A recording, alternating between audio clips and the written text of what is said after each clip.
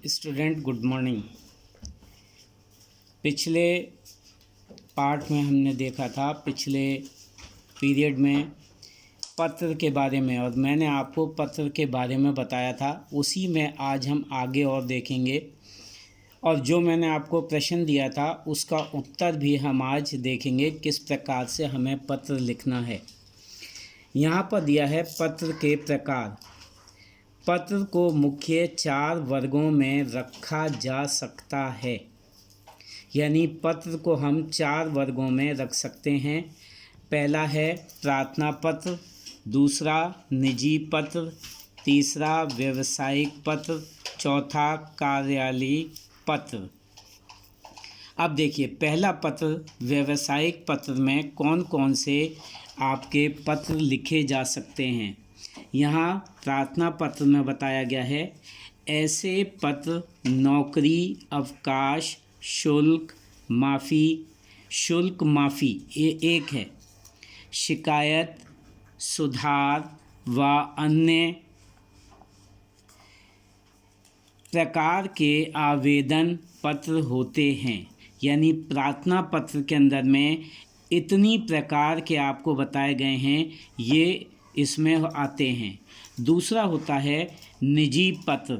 निजी पत्र में आपको बताया गया है कि ये ऐसे पत्र जो होते हैं अपने मित्रों को, संबंधियों को ये लिखे जाते हैं, ठीक है। तीसरा आपको बताया गया है व्यावसायिक पत्र। व्यावसायिक पत्र जो है व्यवसाय से संबंधित होते हैं, जैसे दुकानदारों, व्यापारियों, प्रकाशकों तथा अन्य कंपनियों को लिखे जाते हैं। यानी ये बताया गया है व्यावसायिक पत्र जो है बेटा, हम किस किस को लिख सकते हैं, ये क्यों ऐसे कहलाते हैं, क्योंकि या तो दुकानदारों को भेजते हैं, व्यापारी जो हैं उनके लिए होता है, फिर प्रकाशक जो होते हैं उनके लिए, और अन्य कंपनियों को भी आप लिख सकते हैं। इसके बाद आपका आता है कार्यालयी पत्र। ऐसे पत्र किसी एक विभाग से दूसरे विभाग को, किसी अधिकारी को, शासन द्वारा किसी व्यक्ति को लिखे जाते हैं। यानी आप देख सकते हैं जो कार्यालयी पत्र होते हैं, ये ऐसे पत्र हैं जो एक विभाग से, यानी किसी एक विभाग से दूसरे विभाग को लिखे जाते हैं। यानी एक दफ्तर से या एक कार्यालय से दूसरे कार्यालय को लिखे जाते हैं। दूसरा, किसी अधिकारी को, या आप किसी भी बड़े अधिकारी को आप लिख रहे हैं तो ये कार्यालयी पत्र कहलाता है। फिर शासन द्वारा किसी व्यक्ति को लिखे जाते हैं, यानी शासन के द्वारा जो है किसी व्यक्ति को जो है ये पत्र लिखे जाते हैं। इसके बाद वो आपको कह रहा है, यहाँ पे आपको बताया ये 4 तरीके से आपने देखा कि हम किस प्रकार से पत्रों को लिख सकते हैं। अब इसके बाद बताया गया है पत्र के अंग, यानी पत्र के अंग भी होते हैं। ये जो हैं आपको बताए गए हैं कि पत्र के 8 अंग होते हैं। यानी पत्र जो है जब आप लिखते हैं तो 8 अंग होते हैं, इनका हमें ध्यान होना चाहिए। पहला है स्थान तथा तिथि। यानी पहली बात हमें ध्यान में रखनी है स्थान और तिथि के बारे में। दूसरा संबोधन, यानी हम किसको संबोधित कर रहे हैं, किसको लिख रहे हैं, इसके बारे में बताया गया है। तीसरा आपका आता है अभिवादन, यानी जिसको हम लिख रहे हैं उसका अभिवादन हमें करना है।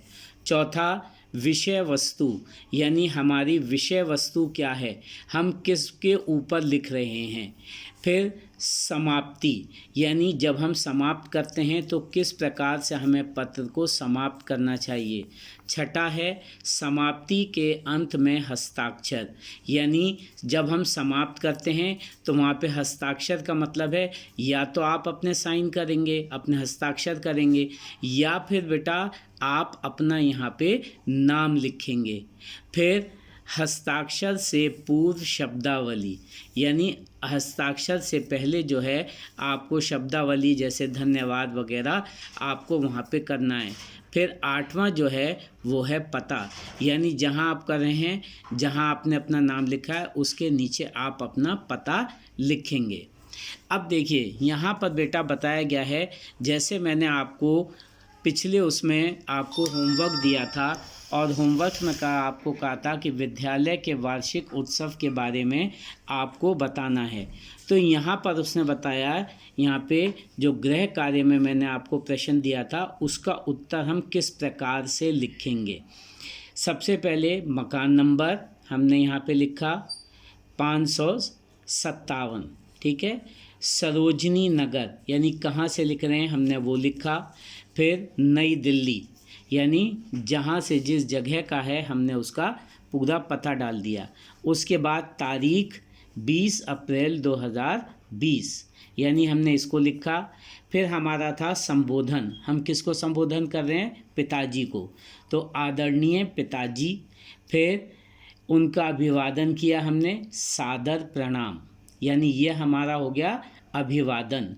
उसके बाद फिर हमारी विषय वस्तु आती है। विषय वस्तु देखिए किस प्रकार से आप लिखेंगे, ये अपने आप आपको लिखनी है।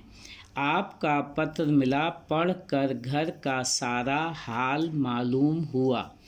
पिताजी मैं भी यहाँ पर ठीक प्रकार से हूँ तथा मेरी पढ़ाई भी अच्छी चल रही है। मैंने आपको बताया था कि हमारे विद्यालय में वार्षिकोत्सव की तैयारी चल रही है। इस समय हम इसी की तैयारी कर रहे हैं। आखिरकार वह कल समाप्त हो गया। आपको जानकर खुशी होगी कि मुझे मुख्य अतिथि से 2 पुरस्कार प्राप्त हुए हैं। कार्यक्रम के अतिरिक्त स्कूल के छात्र छात्राओं ने नृत्य का कार्यक्रम, एकांकी का मंचन आदि प्रस्तुत किए। अंत में मुख्य अतिथि व प्रधानाचार्य ने अपना भाषण व धन्यवाद दिया। बाकी सारा हाल ठीक है। घर में माता जी को प्रणाम कहिएगा व छोटों को प्यार दीजिएगा। आपका पुत्र का खागा। ठीक है बेटा, इस तरीके से आपको लिखना है। ये मैंने प्रश्न आपको दिया था, ये मैंने उत्तर लिख दिया है। इस उत्तर को आपको जो है अपनी कॉपी पर प्रश्न लिखना है, डेट डालनी है और उसके बाद आपको ये लिखना है। ठीक है, आ गया समझ में बेटा? यही आपका आज का होमवर्क है।